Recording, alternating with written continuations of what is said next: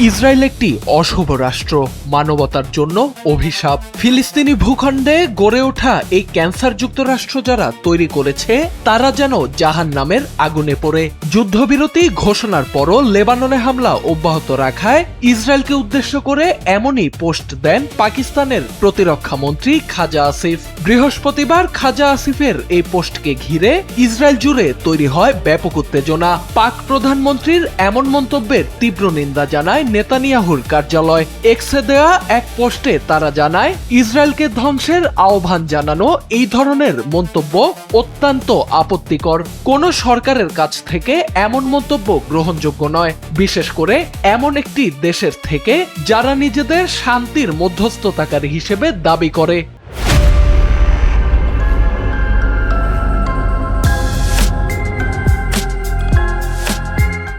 নেতানিয়াহুর কার্যালয়ের এমন প্রতিক্রিয়ার পর নিজের এক্স অ্যাকাউন্ট থেকে পোস্টটি মুছে ফেলেন খাজা আসিফ। তার ভেরিফাইড অ্যাকাউন্টে গিয়ে পোস্টটি আর খুঁজে পাওয়া যাচ্ছে না। উল্লেখ্য, মধ্যপ্রাচ্যে চলমান যুদ্ধ বন্ধে পাকিস্তানের মধ্যস্থতায় আজ বৈঠকে বসবে যুক্তরাষ্ট্র ও ইরানের প্রতিনিধি দল।